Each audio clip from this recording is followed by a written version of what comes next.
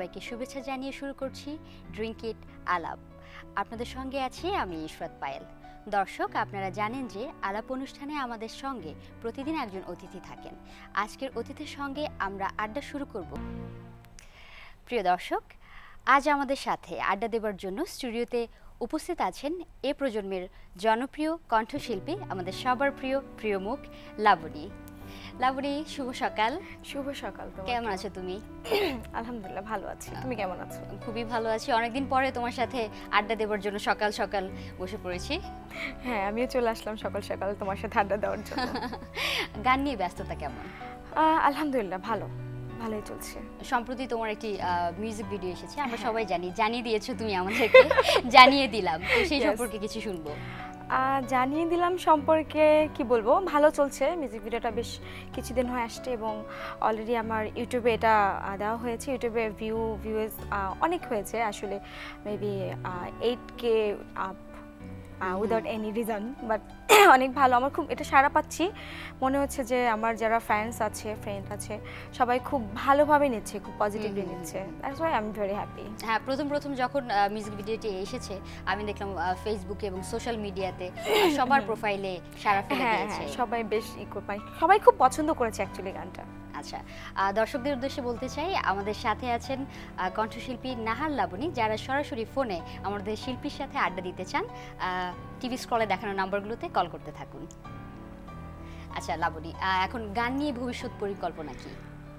গান নিয়ে ভবিষ্যৎ পরিকল্পনা, গান নিয়ে যেহেতু এই পর্যন্ত আসছি, এতটুকু বয়সে এতটুকু আসছি, সো যতটুকু বয়স আর বেঁচে থাকবো ইনশাল্লাহ ইচ্ছা আছে গানটাকে নিয়েই সাথে থাকার জন্য। আর ভবিষ্যৎ পরিকল্পনা বলতে আমি এতটুকু চাই, অ্যাটলিস্ট আমাদের বাঙালিরা যে যেখানেই আছে না কেন, দেশের বাইরে, কারণ অনেকে তো আছে দেশের বাইরে বা যে কোনো জায়গায় থাকুক না কেন, সবার মনের মধ্যে এত বিন্দু পরিমাণে হলে জায়গা করতে চাই আমি গান করে। খুবই ভালো, আশা করছি সবার ভালোবাসা তুমি কুড়াবে। অলরেডি অনেক তোমার ফ্যান ফলোয়ার আছে, আমরা যেটা দেখি, প্রায় প্রতিদিনই তুমি ব্যস্ত। আমি যেহেতু দেখি, আমি তোমার মিউচুয়াল ফ্রেন্ড, আর আমরা অন ইয়ারে যেরকম আড্ডা দিচ্ছি, এখন আমরা অফ ইয়ারেও অনেক আড্ডা দিই। হ্যাঁ, আমার মনে হয় অন ইয়ারের চেয়ে অফ ইয়ারে একটু বেশি হয়, বেশি একটু আড্ডা দিই। আর যেটা হচ্ছে, তুমি তো দেশে অনুষ্ঠান করছো, দেশের বাইরেও অনেকগুলো শো করেছো। রিসেন্টলি তুমি দেশের বাইরে থেকে ঘুরে আসলে, আমি যেটা জানি। সেটা দেশে যখন পারফর্ম করো তুমি, তখন দর্শকরা কিভাবে তোমাকে নেয়, অথবা দেশের বাইরে যখন আমরা যাই তখন তারা তো দেশে থাকে না, দেশের শিল্পী পেলে তারা কিভাবে তোমাকে ট্রিট করে, অথবা তোমার সাথে মানে তোমার কাছে কি এক্সপেক্ট করে তারা? আসলে এটা নট অনলি আমি শুধু না, আমার মনে হয় আমাদের বাংলাদেশের যত লেজেন্ডারি শিল্পী আছেন বা যত শিল্পী আছেন যারা দেশের বাইরে যায়, দেশের ভিতরে শো করে, তারাই বলবে। কারণ আমাদের দেশে অবশ্যই আছে, কারণ দেশে দেখা যায় গ্রামগঞ্জে বা যে কোনো জায়গায় আছে, প্রোগ্রাম করলে পরে পারফর্মের ক্ষেত্রে দেখা যায় যে অডিয়েন্স যারা থাকে অনেক এনজয় করে, কিন্তু দেশের বাইরের সাবজেক্টটা যদি যখন আসে, তখন আমার মনে হয় কি, বাংলাদেশে যারা আছে, আমরা যারা মানে পারফর্ম করছি, বাংলাদেশে যারা অডিয়েন্স আছে, যারা শুনছে, যারা মানে স্টেজ পারফর্মের ক্ষেত্রে এনজয় করছে, ওই ক্ষেত্রের জায়গায় দেশের বাইরে মানে দ্বিগুণ বলবো নাকি চৌগুণ বলবো, আর অন্যটাকে কিভাবে বলবো, আমি অনেক এক্সট্রা, রাইট, মনে হয় আমি যেন তার ফ্যামিলির একজন সদস্য, এবং আমাকে তারা নট অনলি শুধু গান, সে আমাকে পার্সোনালি যেভাবে করে নিচ্ছে, এর বাসা থেকে এটা নিয়ে আসে, ওর বাসা থেকে ওটা নিয়ে আসে, মানে কিভাবে করে আমাদেরকে তারা খাবো না, তার বাসার কোনো আত্মীয় স্বজন অনেকদিন পরে আসছি, দেখা হয়েছে, এরকম ওরকম তাদের ট্রিটমেন্টটা থাকে। গানের কথা যেহেতু হচ্ছে, এত সুন্দর একটি সকাল, এত স্নিগ্ধ একটি সকাল, তোমার কণ্ঠে দুই লাইন গান না শুনলে কিন্তু একদম অপূর্ণ রয়ে যায়। একটু গান শোনাও। অবশ্যই, আমি যেহেতু গানের মানুষ, আর গান না করলেই না। সকাল যেহেতু আমি গান করছি, সকালের একটি গান করি, আমার খুব পছন্দের একটি গান, কারণ পছন্দের তো সব শিল্পী আমার খুব পছন্দের। তারপর শুভমিতার একটি গান করছি, আমি ভাল লাগবে মেবি। আমি বুঝতে পেরেছি কোন গানটা গাইছো তুমি আমার সাথে গুনগুন করো। হ্যাঁ, শিওর। যারা এই মুহূর্তে শুনছেন, সরি বলে নিচ্ছি, গান গলা বসা সকালবেলা। যেভাবে তুমি সকাল দেখো, সূর্য কিন্তু একটাই, যেভাবে তুমি সকাল দেখো, সূর্য কিন্তু একটাই, যত ভাগে ভাগ করো না প্রেম যত ভাগে ভাগ করো না প্রেম হৃদয় কিন্তু একটাই, যেভাবে তুমি সকাল দেখো সূর্য কিন্তু একটাই। বাহ, চমৎকার গানের কথা, এবং এই গানটি আমাদের অত্যন্ত ভালোবাসা পেয়েছে। আমরা সবসময় এবং যতদিন মানে আমরা গানের প্রতি ভালোবাসা থাকবে আমাদের, এই গানগুলো বেশি হবে, গানের প্রতি ভালোবাসা সারা জীবন থাকবে, আমরা গান শুনবো এবং এটা কখনোই পুরনো হয় না। আচ্ছা, তো আমি যেটা বলতে চাই, তুমি বললে সকাল, গলাটা একটু বসা, তো ওই যে ছোটবেলায় আমরা করতাম না যখন গান শিখতাম, রেওয়াজ করতাম সকাল ভোরবেলা উঠে। সত্যি বলবে, রেওয়াজ করো সকালে? না, মানে সকালবেলা দেখা যায় কি আমাদের ম্যাক্সিমাম টাইম অনেক রাত করে শো থাকলে পরে দিন রাত করে বাসায় ফেরা হয়। তো এক তো হচ্ছে সিঙ্গারদের মেইনলি ঘুমটা নিম্নে তাদের 8 ঘন্টা, হ্যাঁ, বিউটি স্লিপ সবারই দরকার যারা আমরা ইন্ডাস্ট্রিতে কাজ করছি। এক্স্যাক্টলি, না এমনি 6 আওয়ার ডান, তারপর হচ্ছে 8 ঘন্টা হচ্ছে মেইনলি শিল্পীদের জন্য, আমি মনে করি তাদের গলার রেস্টের জন্য।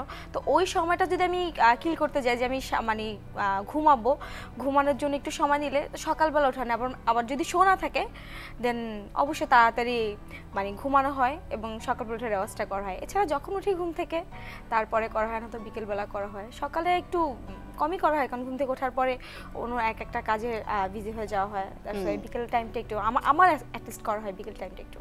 আচ্ছা, তো আমরা এখন জানি সিঙ্গার লাবণী, তো সিঙ্গার লাবণী সিঙ্গার হলে কোথা থেকে সেটা আমি জানতে চাই, শুরু কোথা থেকে? আচ্ছা, সিঙ্গার লাবণী সিঙ্গার হয়েছে ছোট থেকেই বলতে মানে পারফর্ম করছি অনেক পরে এসে, কিন্তু তার আগে থেকে ছোটবেলা থেকে আমার বাবা মা দুজনেরই খুবই পছন্দের।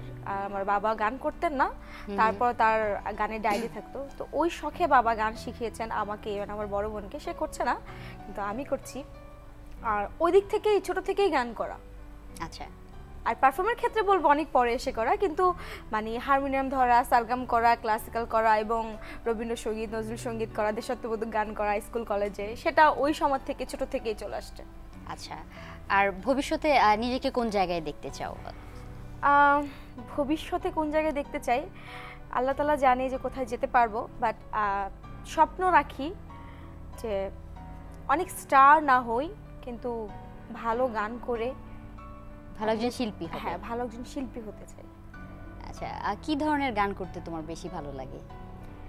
আমরা তো সবসময় আধুনিক শুনি, একটু রক পপ তোমার কণ্ঠে। আমরা সব ধরনের গানই শুনি, কিন্তু আমার এক এক সময় এক একটা হয়। পার্সোনালি যদি আমি গান নিজে পছন্দ করতে যাই তাহলে অবশ্যই আমার সব গানই ভালো লাগে, কারণ কোনো গান আমার ভালো লাগা ছাড়া না, কিন্তু আমি মেইনলি আধুনিক গান করি। আর আমার ফোক গান, আমাদের বাংলাদেশের ঐতিহ্যর যে ব্যাপারটা আছে, ফোক গান আমার কাছে অনেক ভালো লাগে। ফোক গান গাইতেও ভালো লাগে এবং শুনতেও ভালো লাগে। আচ্ছা, তাহলে তোমার কণ্ঠে 2 লাইন ফোক গান শুনি একটু। আজকে অগ্নি পরীক্ষা আছে, আমি তো ব্যাকস্টেজ থেকেই বলছিলাম। অগ্নি পরীক্ষা, ঠিক আছে। আমি তাহলে ফোক গান করছি একটি। এটা হচ্ছে আমাদের শাহ আব্দুল করিমের, কারণ ফোকের সম্রাট বলা চলে তাকে, শাহ আব্দুল করিম। তো ওনার একটি গানের আমি একটু শোনাই।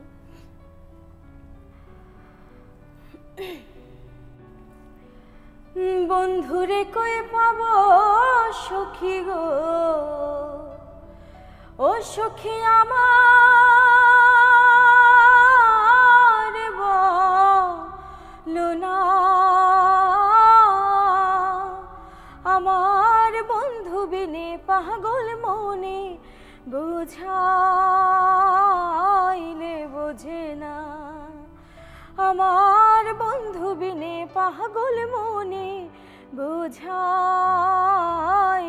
বোঝে না, বন্ধুরে কই পাবো সখী গো, ও সখী আমার বলো না,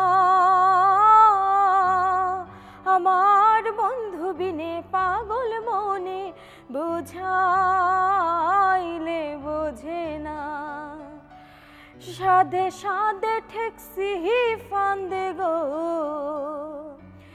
সাধে সাধে ঠেকসি ফান্দে গো, ও সখী উপায় তুমি লেনা, আমার প্রাণ পাখি উড়ে যেতে চায় আর ধৈর্য মানে না, আমার প্রাণ পাখি উড়ে যেতে চায় আর ধৈর্য মানে না। বন্ধুরে কই পাবো সখী গো, বন্ধুরে কই পাবো সখী গো। বাহ, চমৎকার। Thank you. খুবই সুন্দর গান। আমরা সবাই জানি আসলে এটা একদম ভেতর থেকে আসে গানগুলো, মাটির গান। মাটির গানগুলো গান যে আমাদের লিখেছেন এগুলো গানগুলো হচ্ছে চির সবুজ চির তরুণ, যখনই গাইবে মনে হবে যে না এই সময়ের গান। আমার কাছে মেইনলি কি জানো পায়েল, ভালো লাগে যে জিনিসগুলি আমরা যখন যারাই দেশের বাইরে প্রোগ্রাম করতে যাই, ইতিমধ্যে আমি বেশ কিছু প্রোগ্রামই করেছি, আছে সামনেও আছে একটা দুটা, তো মানে যেটা দেখি আমাদের এই মাটির গানগুলি, এই ফোক গানগুলি, লালন শাহের গানগুলি, এগুলি মানে এত বেশি দেশের বাইরে। আমি যদি এখন গিয়ে বলবো আধুনিক গান, আমি আধুনিক গানটা কিন্তু তারা মানে বেশ ভালো শুনেন, কিন্তু তারা এই যে মাটির গানগুলি আছে সবাই, তুমি দেখো আমাদের পাশের যে কান্ট্রি আছে ইন্ডিয়াতে, সেখানে দেখো আমাদের ফোক নিয়েই তারা কিন্তু কাজ করছে, আমাদের ফোক নিয়ে তারা আমাদের ফোকটা কিন্তু তারাও গাইছে এবং খুব স্বাচ্ছন্দ্য নিয়ে গাইছে। আমার খুব প্রাউড লাগে যে আমি এই বাংলার মেয়ে, আমি এই বাংলার গান করি এবং এই বাংলায় এত দারুণ দারুণ গান আছে এবং ফোকের যে কথাগুলি সহজ ভাষায় মনের ভাষাগুলি বলে। এই শুধু মানে গানটাই করে কাজ করি, সব গান শুনতে শুনতেই আমাদের বাংলাদেশের যে শিল্পীরা আছে, আমাদের শ্রদ্ধেয় রুনা লায়লা ম্যাম, সাবিনা ইয়াসমিন ম্যাম, তারপরে সৈয়দ আব্দুল হাদি, তারপরে হচ্ছেন আমাদের তপনদা, যারাই আছেন, সুবীর নন্দী, সবার গানই কি আমি এক একদিন এক একজনের গান শুনি এরকম। এবং বলতে গেলে বাংলাদেশ ছাড়াও আমাদের দেশের অন্য যারা শিল্পীরা আছে, যেমন ইন্ডিয়ান শিল্পীদেরও গান শুনি আমি। তারপরে হচ্ছে কি বলবো, আমি সবার গানই শুনি। আচ্ছা, মানে এখন এই যুগের এবং আমাদের সেই যারা ছিলেন, যারা আছেন, সবার গানই মোটামুটি আমার ঘুরে ঘুরে শোনা হয়। আচ্ছা, দেশের বাইরে প্রিয় শিল্পী কারা? দেশের বাইরে ওপার বাংলা অথবা ইন্ডিয়া অথবা ইংলিশ গান কি শোনো? হ্যাঁ, ইংলিশ গানও শোনা হয়। ইংলিশ গানটা আসলে কি গাওয়া যেহেতু কম হয়, সেহেতু এটা আমার জন্য খুব কম শোনা হয়। আর হচ্ছে আমি ওপার বাংলা যেমন আমাদের আছে, আমাদের শ্রদ্ধেয় আশা ভোসলে, তারপরে মানে সবার গানই, এক কথা আমি সবার নাম আসলে টুকটাক করে কি করে বলবো, কিন্তু সবার গানই আমার শোনা হয়। আচ্ছা, তো তোমার কণ্ঠে একটু এখন 2 লাইন গান শুনি আমরা, তারপরে আর কথা তো হবে, আড্ডা তো চলবেই, যেহেতু আলাপ তো করতেই হবে। আমি তাহলে গান যেতে করবো, আমার একটি গান করি। হ্যাঁ, আমার ফার্স্ট অ্যালবামের একটি গান করছি, আমার গানের কথাগুলো আমার খুব পছন্দের, এটা করছি আমি। দু চোখের আঙিনায় হৃদয়ের সীমানায় আছো তুমি সারাক্ষণ, ভাবনায় দাঁড়িয়ে দুটি হাত বাড়িয়ে নিয়েছো কেড়ে মন। এই জীবনের শেষ অবধি তোমাকে আমার প্রয়োজন। এই জীবনের শেষ অবধি তোমাকে আমার প্রয়োজন।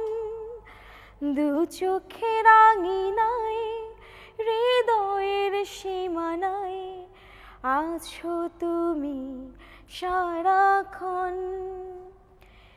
একটু করে তাকাও যখন মায়া ভরা দৃষ্টিতে, সারা ভুবন ভিজে আমার ভালোবাসার বৃষ্টিতে। দূরে তুমি হারালে আসবে আমার মরণ। দূরে তুমি হারালে আসবে আমার মরণ। এই জীবনের শেষ অবধি তোমাকে আমার প্রয়োজন। এই জীবনের শেষ অবধি তোমাকে আমার প্রয়োজন। গানটা নিয়ে ছোট্ট করে বলছি একটু। গানটা হচ্ছে আমার ফার্স্ট অ্যালবামে ছিল এবং এটার লিক করেছিল হচ্ছে আমাদের সবার খুব জনপ্রিয় রবিউল ইসলাম জীবন, এবং আমার সাথে ডুয়েট ছিল গানটা, শফিক তুহিন ভাই গাইছিল আমার সাথে। আচ্ছা, তার আগে আমি জানতে চাই কাকে প্রয়োজন একটু বলো। না, প্রয়োজনীয় ব্যক্তিটা মেবি এখনো আসেনি, আসার পরে জানতে পারবো।